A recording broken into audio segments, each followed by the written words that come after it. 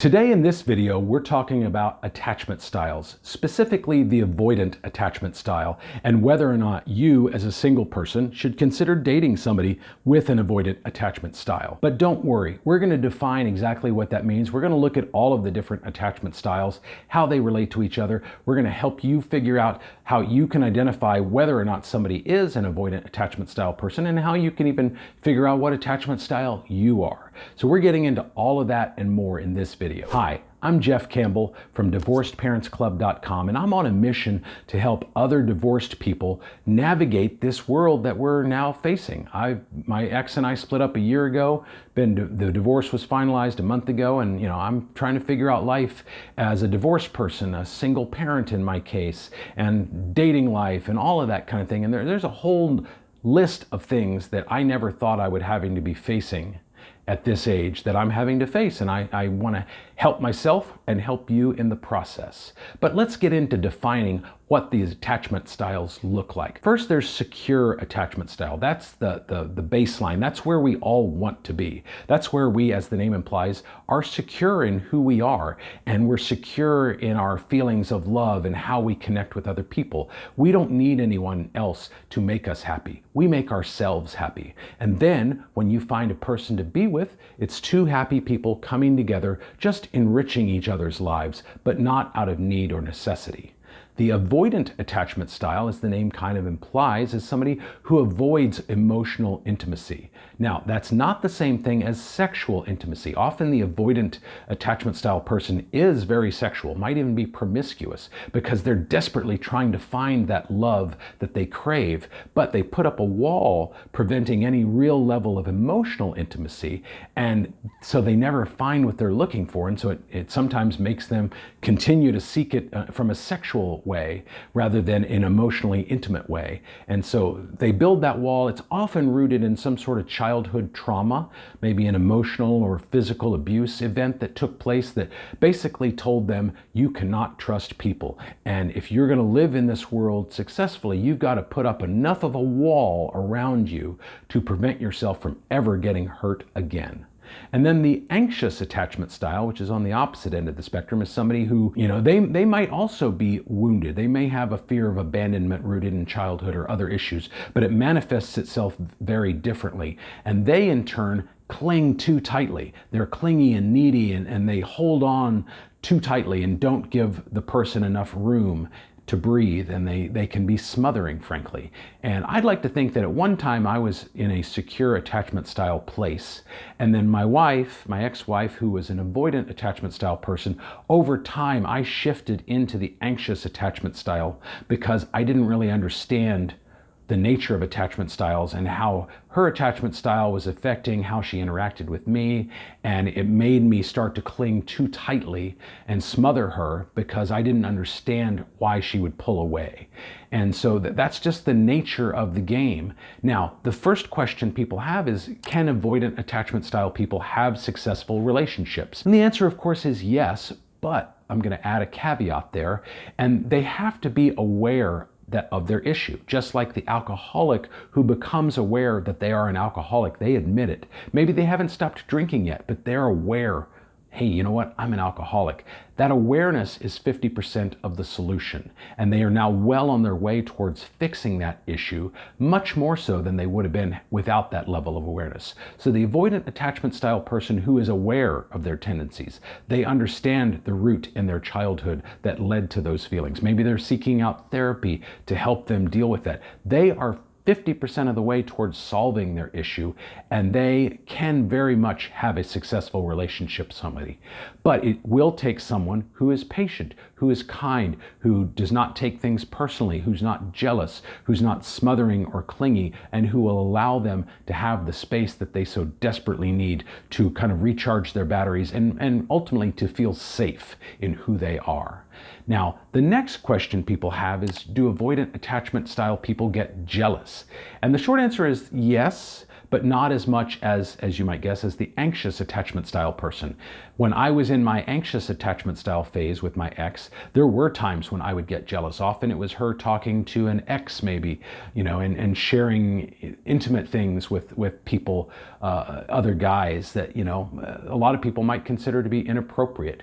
And that made me jealous, made me clingy. She never really understood that. Somebody within a secure attachment style, A, may not have engaged like that in the first place, but B, would have been more sympathetic to how their actions were affecting me. Whereas in her case, it just caused her to pull further away, and then it caused me to want to pull her closer, and then the whole thing kind of blew up in our face. And ultimately, this is one of the reasons why we probably split up, is our inability to recognize how our attachment styles affected each other and our inability to give each other what we needed. Now, I said that avoidants have jealousy issues sometimes too, and that's true. And I'm going to illustrate a story here. So this is about a month after my ex asked me for a divorce, and my kids and I were on an RV trip up to Yellowstone and back. And somewhere along the way, an ex-girlfriend of mine reached out to me, and we started following each other on Instagram. Nothing more than that. She's married now, has kids. I'm, in the process of getting a divorce. I have kids. I have no interest in her. As far as I know, she has no interest in me. And on her Instagram page, I happened to like a picture of her with her husband and her kids in Halloween costumes. That's it. Somehow my ex saw that picture, so she must have been stalking in some form or fashion, but I don't know what would have led her to that. But she saw that picture and flew off the handle, started blowing up my phone literally in the middle of Yellowstone. Or I didn't start getting the messages until we had cell service, but she's blowing up my phone like, I knew I couldn't trust you. I knew you were a horrible person. This just, validates all my feeling. Again, this is a month after she asked me for a divorce. We're sleeping in separate bedrooms. We are splitting up. And this is a picture of my ex with her husband and their kids in Halloween costumes. It is not her in lingerie. And so, go figure. I don't know. It was a jealous freak out for no valid reason. She never really acknowledged that it was a jealous freak out.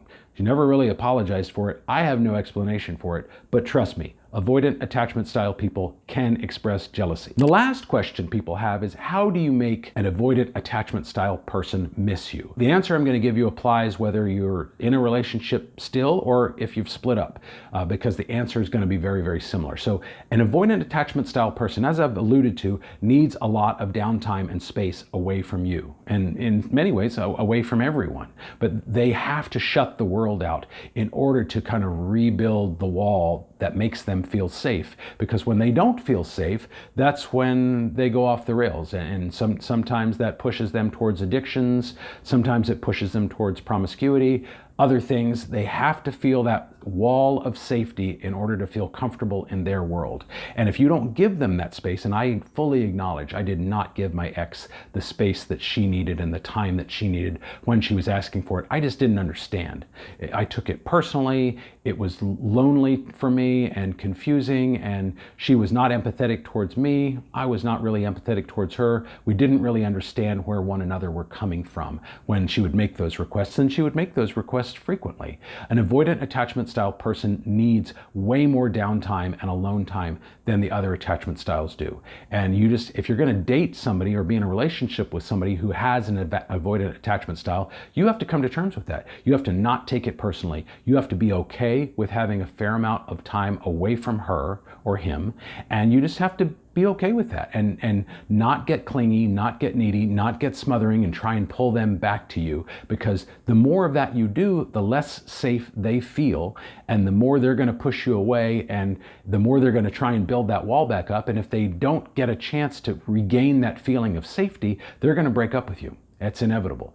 I feel certain that was, along with some other things, is probably one of the big reasons that drove my ex and I apart, is our different attachment styles, how they relate to each other, and our inability to be empathetic towards the other's attachment style, and what our needs were. Our needs were not being met. She wasn't meeting mine, I wasn't meeting hers, and it eventually blew up in our faces. But an avoidant attachment style person can miss you and can come back to you, especially if they've broken up with you, but you have to give them 100% freedom and space to do that. You can't, if they go off to their room, you need to let them go off to their room with no knocking on the door, no texting, no calling them. Let them in there as if they don't exist until they come back out again. If you've broken up with them, you got to go 100% no contact unless they reach out to you. Don't message them, don't follow them on social, don't call them, don't ask their friends about them. Just move on with your life. And especially if you're broken up and they see that you have moved on with your life, maybe you're seeing other people. If anything is going to want to make them come back to you, it will be that, but only after they feel 100% safe. Because when you're smothering and clingy and needy, it's kind of like you're poking holes in their wall, and that wall is what makes them feel safe and protected. And they have to feel 100% safe and protected in order to want to be with you. And so in my ex and I's case, she probably never felt 100% safe and secure because I was constantly trying to pull her back when she would pull away because we didn't understand our own attachment styles and how they were interacting with each other. So she never felt that level of safety. So it's, in retrospect, it's not that surprising that she just wanted to go away. And now she's with a guy who also has an avoidant attachment style, so it's probably perfect for each other. Anyway, I hope this video helps you. If it did, please hit that like button and the subscribe button and the bell notification button too. That way you get notified of future videos I'm putting out just like this one. But for now, it's Jeff Campbell, divorcedparentsclub.com, and I'll see you in the next video.